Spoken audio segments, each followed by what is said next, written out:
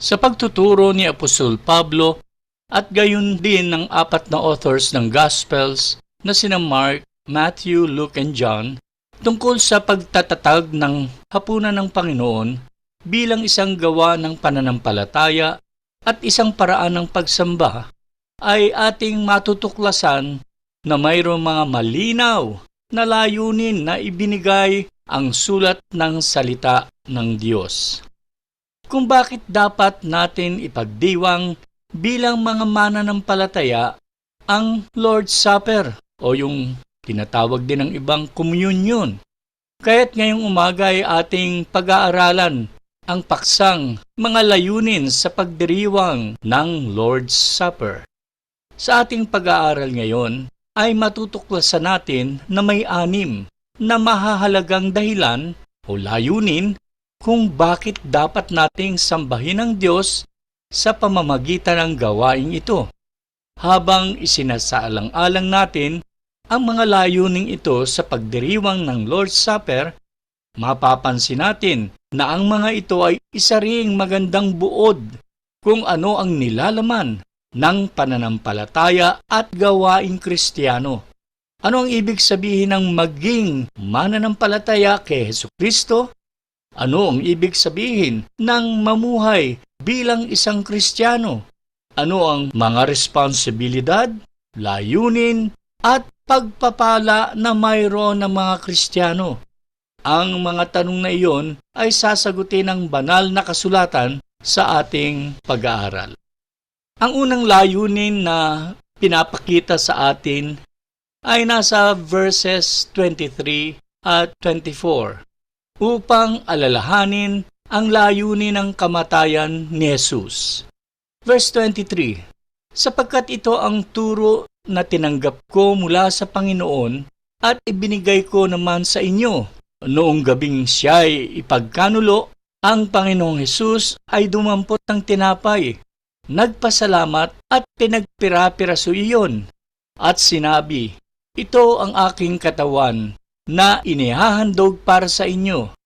Gawin ninyo ito bilang pag-alaala sa akin. Ang unang layunin ng pagdaraos ng Lord's Supper ay upang bigyan tayo ng pisikal at nakikitang pag-alala na maglaan tayo ng oras upang huminto at pagnilay-nilayan kung bakit namatay si Jesus sa krus. Kapag mayroon tayong meeting o appointment, nagseset tayo ng alarm sa ating mga cellphone upang ito ay tumunog para ipaalala sa atin na tayo ay may mahalagang dapat puntahan at gawin sa mga sandaling iyon. Ang pagdiriwang ng Lord's Supper ay tulad ng alarma na iyon. Ang pagdiriwang mismo ay hindi ang pagtupad sa ating mga obligasyon ng pagsamba sa Diyos. Ito ay nagpapaalaala sa atin na tayo ay maglaan ng oras upang huminto at alalahanin kung bakit namatay si Jesus at ang epekto ng katotohanan ito sa ating pag-iisip, salita at pagkilos ng ating buong buhay. Kung hindi ako magtatakda ng alarm sa aking cellphone para sa aking mga paparating na appointment, napakadali para sa akin na patuloy na masangkot sa kasalukuyang pinagkakaabalahan at aking tuluyang makalimutan ang aking appointment. Tayo ay malimit na abala sa maraming bagay sa buhay, pamilya, trabaho, pag-aaral at marami pang iba. Kaya't ating nakakalimutan na ang buhay ay walang kahulugan o kahalagahan maliban sa pagkakilala sa Diyos at sa pagkaunawa ng Kanyang pag-ibig na ipinakita sa atin sa pamamagitan ng kamatayan ng Kanyang anak doon sa krus. Ang pagninilay-nilay sa ginawa ni Jesus para sa atin ay magpapaalaala sa atin ng dakilang pag-ibig ng ating Diyos. Ang lawak at lalim nito. Sa sulat ni Apostol Pablo sa mga mananampalataya sa Roma, kanyang pinaalalahanan sila. Sa Romans 5 verses 6 and 8. Ganito ang sinasabi, sapagkat nung tayo'y mahihina pa, namatay si Kristo sa takdang panahon para sa mga makasalanan. Mahirap mangyaring ialay ni numan ang kanyang buhay alang-alang sa isang taong matuwid, kahit na maaaring may mangas na gumawa nito alang-alang sa isang taong mabuti. Ngunit pinatunayan ng Diyos ang kanyang pag-ibig sa atin nang mamatay si Kristo para sa atin nung tayo'y makasalanan pa. Ang kasalanan na naghiwalay sa atin sa ating manlilikha. Ginawa tayong mga kaaway ng Diyos ng ating mga kasalanan at nararapat lamang tayong tumanggap ng kanyang makatarungan parusang kamatayan. Gayunpaman, dahil sa dakilang pag-ibig sa atin ng Diyos Ama, kanyang isinugo ang kanyang bugtong na anak upang mamatay sa krus para akuin ang parusa ng Diyos na dapat sana ay para sa atin. Siya ay nabayubay at nagdanas ng napakasakit na kamatayan upang tayo ay magkaroon ng kapatawaran sa ating mga pagkakasalang nagawa at pagkalooban tayo ng buhay na walang hanggang relasyon sa Diyos. Isaiah 53 verses 4 and 6. Tunay ngang inalis niya ang ating mga kahinaan. Pinagaling niya ang ating mga karamdaman. Subalit, inakala nating iyo'y parusa ng Diyos sa Kanya. Ngunit dahil sa ating mga kasalanan, kaya siya nasugatan. Siya ay binugbog dahil sa ating kasamaan. Tayo ay gumaling dahil sa pahirap na dinanas niya at sa mga hampas na Kanyang tinanggap. Tayong lahat ay tulad ng mga tupang naliligaw. Nagkanya-kanya tayo ng lakad. Ngunit pinataw ni Yahweh sa Kanya ang parusang tayo ang dapat tumanggap. Ang ginawa ni Jesus para sa atin noong siya ay mamatay sa krus ay siyang dapat na maging dahilan upang gumawa tayo ng pagwawasto ng direksyon ng ating mga buhay at ituon ang ating atensyon at buong lakas sa mga bagay ng Diyos at mga bagay na makapagbibigay kaluguran sa Kanya. Colossians 1:10. Sa gayon, makakapamuhay na tayo nga ng karapat-dapat at kalugod-lugod sa Panginoon, sasagana sa lahat ng uri ng mabubuting gawa at lalawak ang iyong pagkakilala sa Diyos. Ang pag-alala din sa ginawa ni Jesus sa atin ay nakatutulong din upang ituon natin ang kaisipan at pananaw hindi sa mga bagay dito sa sanlibutan na pawang lilipas at maglalaho, kundi ipaling ang ating pananaw at pagnanais sa mga bagay na mananatili sa magpawalang hanggang. Matthew chapter 6 verses 19 and 20. Huwag kayong mag-impok ng mga kayamanan dito sa lupa. Dito'y may naninirang insekto at kalawang, at may nakapapasok na magnanakaw. Sa halip, mag-impok kayo ng kayamanan sa langit. Dooy walang naninirang insekto at kalawang, at walang nakapasok na magnanakaw. Ang paghahayag ng pag-ibig ni Jesus para sa atin na ipinakita niya sa krus ay kinakailangan na nananaig sa ating puso ng paulit-ulit upang sa ganoon ay lumago ang ating pagmamahal sa Kanya na makapagdadala sa atin na mabuhay para sa Kanyang kaluwalhatian. Ang ikalawang mahalagang layunin ng Lord's Supper upang ipakita ang ating pagkakaisa kay Kristo.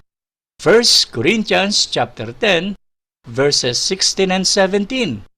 Hindi ba't ang pag-inom natin sa kopa ng pagpapala na ating ipinagpapasalamat ay pakikibahagi sa dugo ni Kristo? At ang pagkain natin ng tinapay na ating pinipira-piraso ay pakikibahagi naman sa Kanyang katawan? Kaya nga, dahil iisa lamang ang tinapay, tayo'y iisang katawan kahit na tayo'y marami, sapagkat nagsasalo-salo tayo sa iisang tinapay. Atin ding pinagdiriwang ang Lord's Supper pagkat ito ay nagpapatotoo na ang lahat ng mananampalataya ay naging bahagi ng mystical body ni Jesus. Tayo ay ginawang isa kay Kristo at isa sa isa't isa bilang kapwa membro ng katawan ni Kristo. Kinikilala natin ang ating responsibilidad na pangalagaan at palakasin ang loob ng bawat isa at tulungan ang isa't isa sa ating paglalakad kasama ng Panginoon. Ito ay kapaki-pakinabang para sa bawat membro o bahagi ng katawan ni Jesus upang maging malusog at malakas ang buong katawan. Paalalahanan natin ang bawat isa sa kahalagahan ng pagtitipon sa pangalan ni Jesus upang mapalakas ang loob ng isa't isa. Hebreo 10:24 and 25. Sikapin din natin gisingin ang damdamin ng bawat isa sa pagmamahal, sa kapwa at sa paggawa ng mabuti. Huwag nating kakaligtaan ang pagdalo sa ating mga pagtitipon, gaya ng nakasanayan ng iba. Sa halip, palakasin natin ang loob ng isa't isa. Lalo na ngayong nakikita nating malapit na ang araw ng Panginoon. At ito naman ang ating mababasa sa sulat din ni Apostol Pablo sa mga taga-Efeso, chapter 4, verses 15 and 16. Sa halip, sa pamamagitan ng pagsasalita ng katotohanan sa diwa ng pag-ibig, tayo'y dapat maging lubos na katulad ni Kristo, na siyang ulo nating lahat. Sa pamamagitan niya, ang buong katawan ay pinag-uugnay-ugnay ng mga kasukasuhan na mula rin sa Kanya.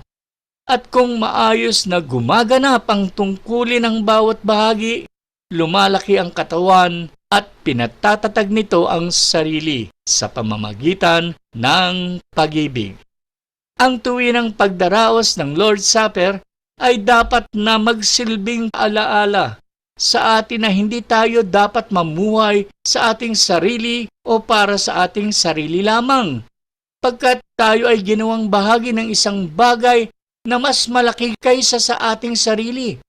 Kailangan nating mahalin at pagmalasakitan ng isa't isa, pagkat ito ay pagpapakita ng ating mataas na paggalang at pagsunod sa ulo ng katawan. Walang iba kundi ang ating Panginoong Hesus. Pinaalalahanan din tayo na tayo ay may tungkulin sa isa't isa. Ako, alam ko ang tungkulin ko sa inyo, na kayo ay turuan ng mga salita ng Diyos upang kayo ay umunlad sa pananampalataya at pagkakilala sa ating Panginoong Hesus. Ano naman ang tungkulin niyo sa akin at sa iba pang nating kasamahan dito sa ating online group? Magandang pag-isipan natin ang bagay na ito. Ang ikatlong mahalagang layunin ng Lord's Supper upang alalahanin ang tipan ng biyaya na ating tinamasa dahil sa ibinuhos na dugo ng Panginoon.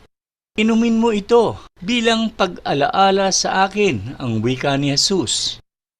Ang tipan ng kautusan basically refers to the Ten Commandments given by God to the Israelites at Mount Sinai. Ay nagdulot lamang ng sumpa at kamatayan.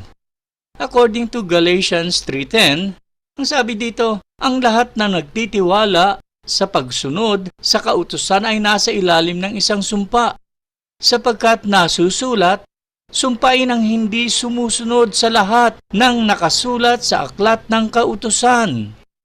Isang katotohanan na tayong lahat ay nasa ilalim ng sumpa, because we all failed to obey the law of God.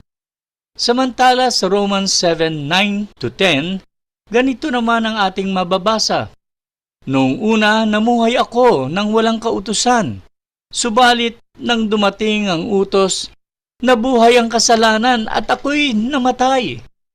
Ang utos na dapat sanang magdulot sa akin ng buhay ay siyang nagdulot sa akin ng kamatayan. Wika ni Pablo.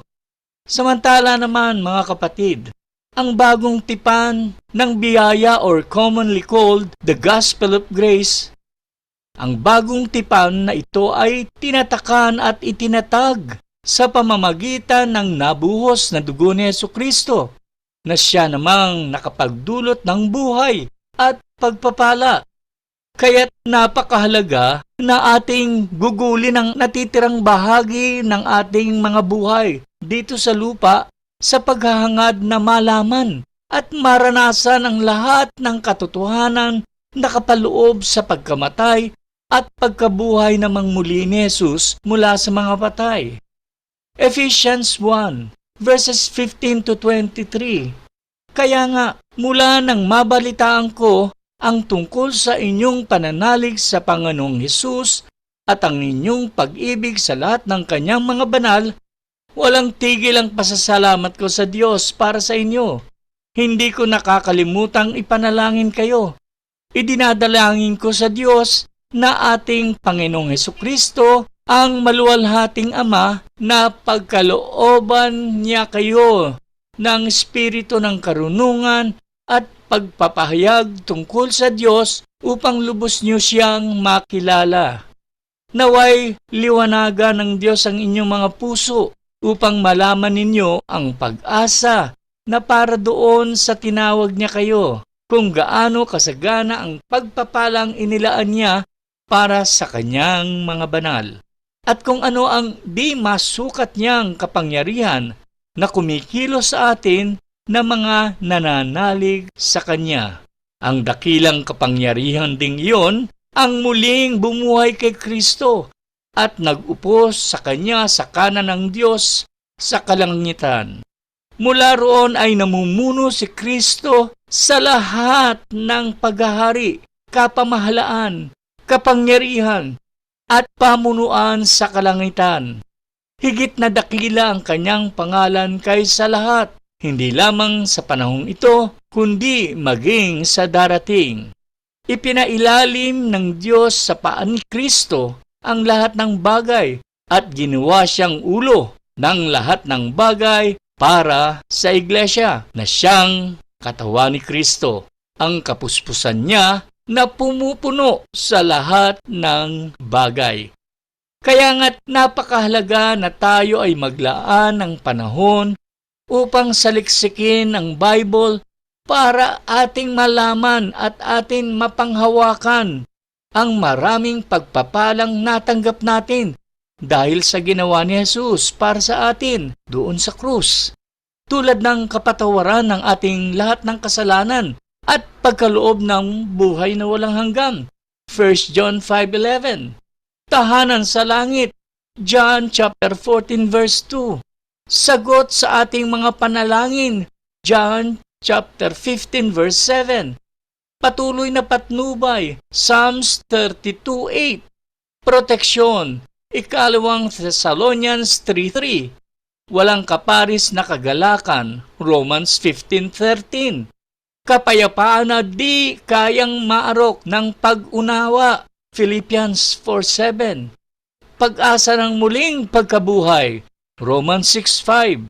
Niluwalhating katawan at uupo kasama ni Kristo sa walang hanggan. 1 Corinthians chapter 15 verses 42 and 44. At mga pagpapalang napakarami pa.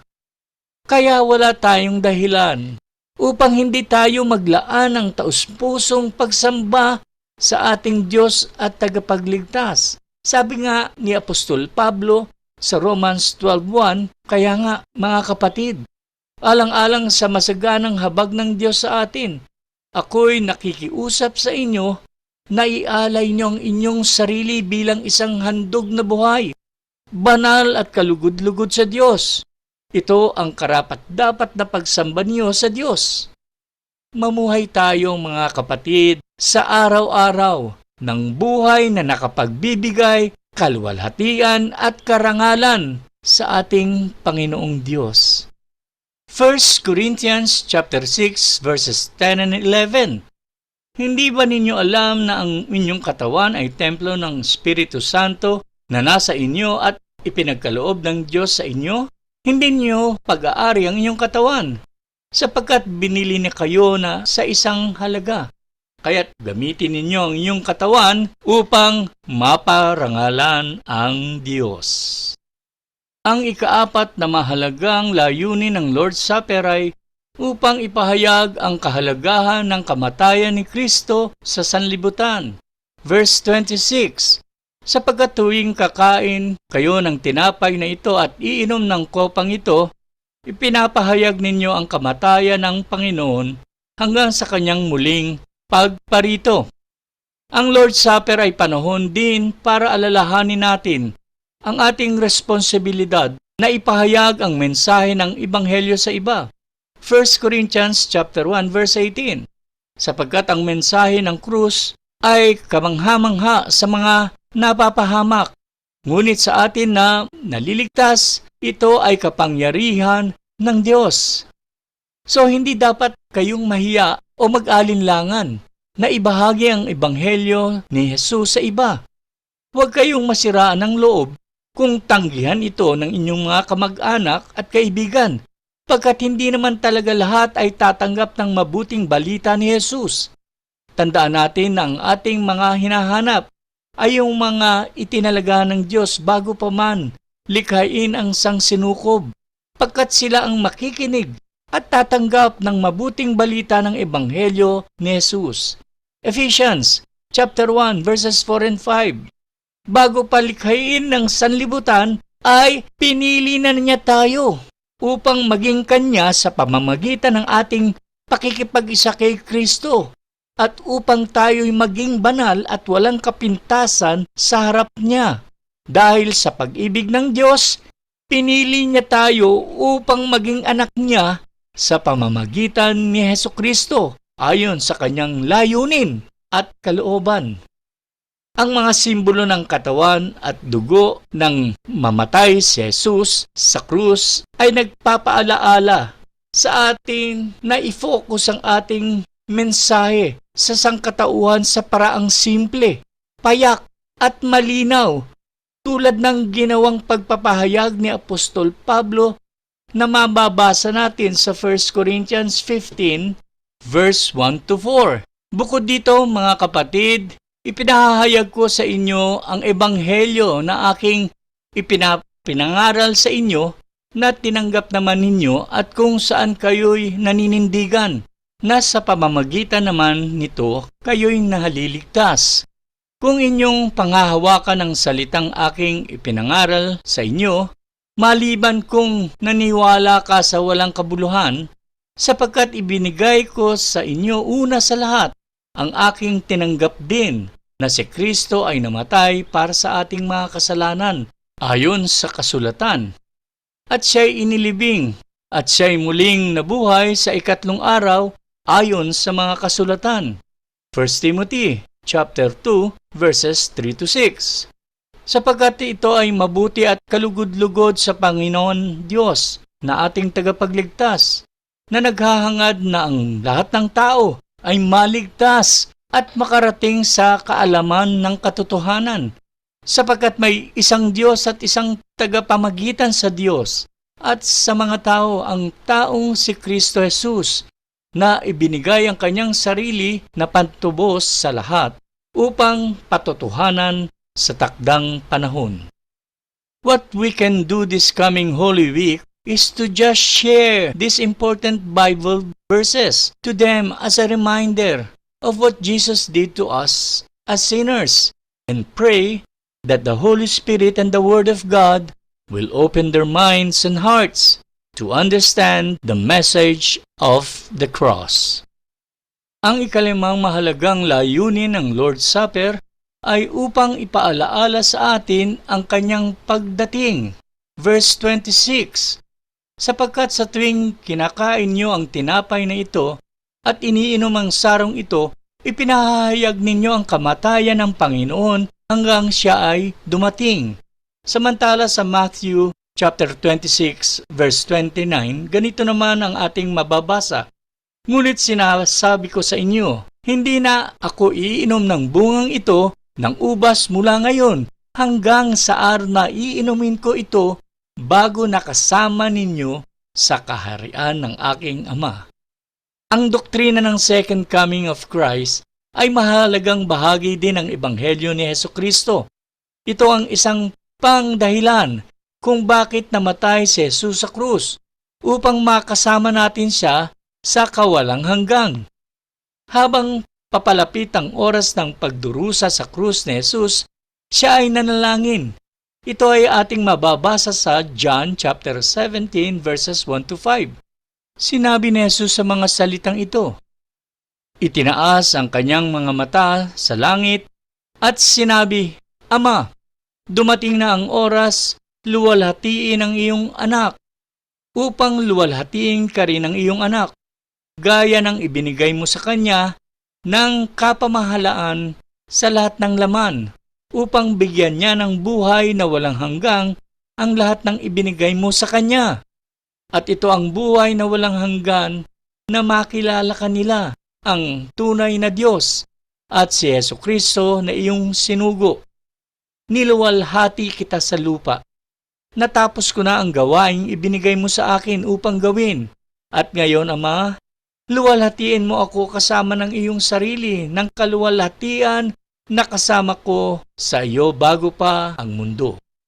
Samantala sa John chapter 17 verse 24, ganito naman ang sinasabi, Ama, ibig ko na silang mga ibinigay mo sa akin ay makasama ko kung saan ako naroroon, upang kanilang makita ang aking kaluwalhatian na iyong ibinigay sa akin, sapagkat ako'y inibig mo bago pa itatag ang sanlibutan.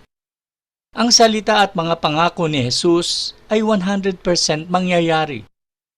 Kaya't makakaasa tayo na si Jesus ay muling babalik. Ito ay tiyak at malapit-lapit na kaysa kahapon.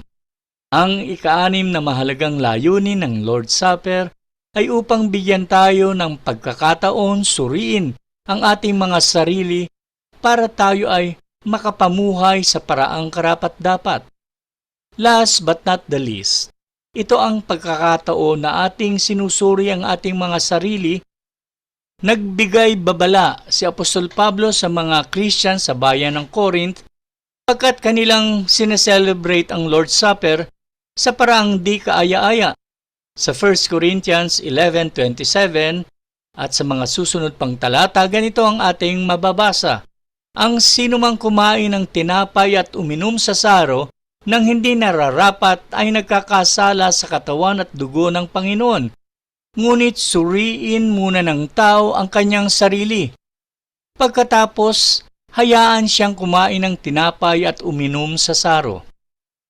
Ito ay sapagkat siya na kumakain at umiinom ng hindi karapat-dapat ay kumakain at umiinom ng kahatulan sa kanyang sarili. Hindi niya kinikilala ng tama ang katawan ng Panginoon.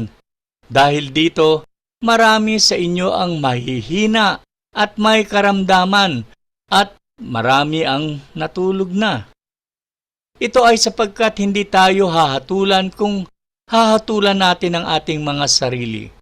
Kung tayo ay hinahatulan, tayo ay tinuturuan upang hindi tayo mahatulang kasama ng sanlibutan.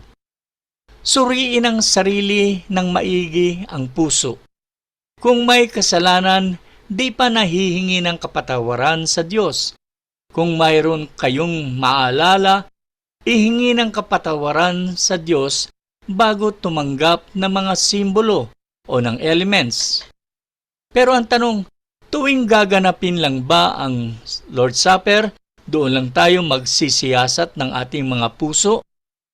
Sa Ephesians 4:26, ganito ang ating mababasa. Kung magalit man kayo, iwasan ninyo ang kayo'y magkasala. Huwag ninyong hayaang lumubog ang araw na galit pa rin kayo. Huwag ninyong bigyan ng pagkakataon ang dyablo.